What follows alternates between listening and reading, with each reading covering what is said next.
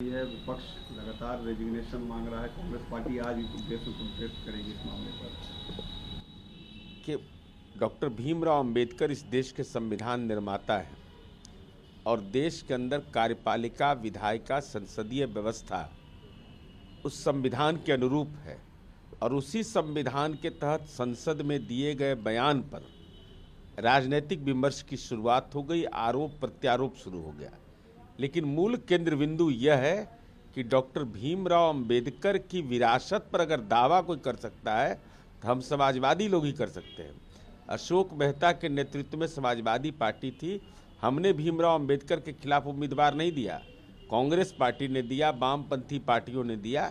इसलिए हमारी यह समझ है कि संविधान जब है तो ये डॉक्टर भीमराव अंबेडकर से कोई प्यार करे या घृणा करे, इनकार कैसे कर देगा कोई।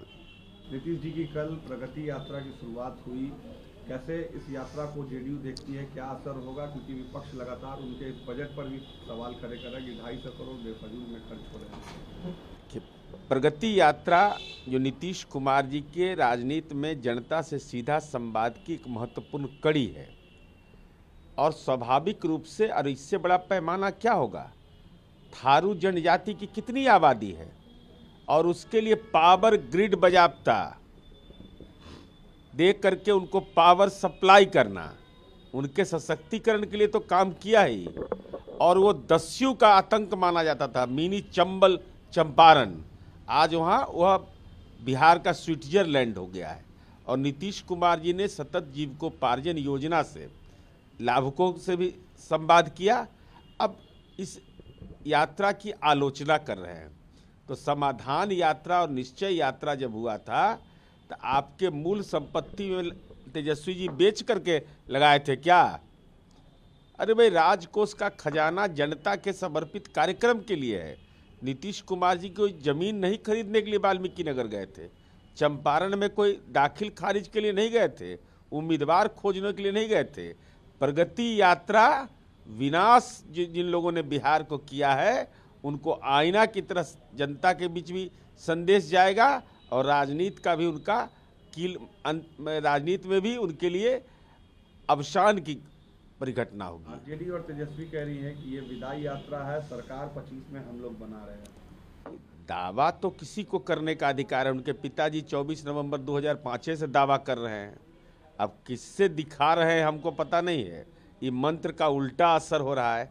अरे विदा तो हमने करा दिया आपको कि लोकसभा चुनाव में 4 सीट आया और 4 की जरूरत तो विशेष जगह पर पड़ती है। आप झारखंड के प्रवासी बनिए, झारखंड बेहतर आपके लिए है। एक सवाल है दादा, बीपीएससी को लेकर स्टूडेंट प्रोटेस्ट पर बैठे हुए हैं, कई नेता पहुंच रहे हैं, क्या डिमांड आप लोग चाहेंगे कि आयोग इसको किस तरीके से ले, री एग्जाम की डिमांड कर रहे हैं स्टूडेंट? देखिए, बिहार लोक सेवा आयोग की परीक्षा नियमित हो रही है। एक परीक्षा केंद्र, बापू परीक्षा केंद्र पर गड़बड़ी की जानकारी मिली, संज्ञान लिया गया, 4 जनवरी को परीक्षा आयोजित किया गया है। कभी तिथि बढ़ाने की बात, कभी नॉर्मलाइजेशन की बात कह करके बच्चों को भ्रम में डाला जाता है। और हम आंदोलनरत छात्रों से अपील करेंगे कि नेताओं के बहकावे में मत आइए। आंगनवाड़ी सेविका का बेटा आज बिहार बीपीएससी का टॉपर बनता है, तो पद बिकता नहीं है, पढ़ने से मिलता है। इसलिए भ्रमजाल में मत पड़िए।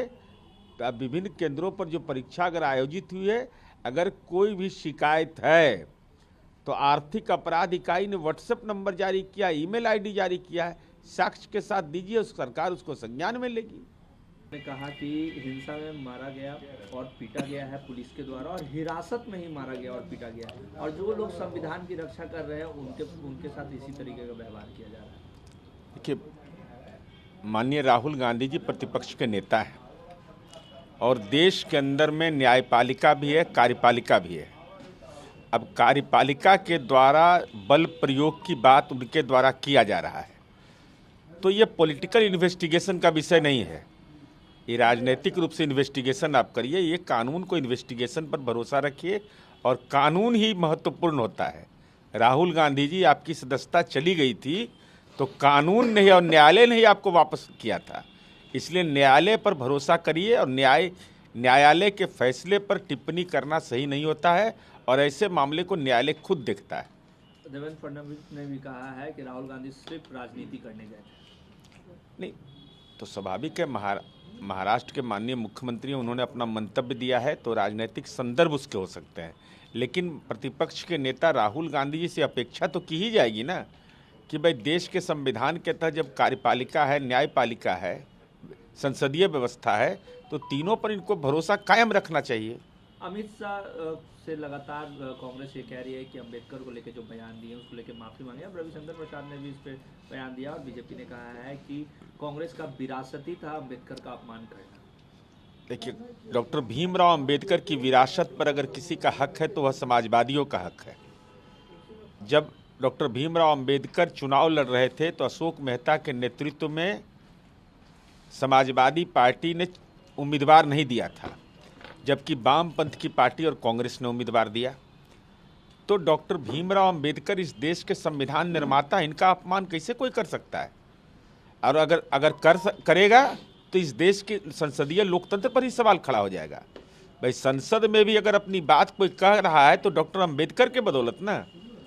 डॉक्टर भीमराव अंबेडकर की भूमिका को नकारना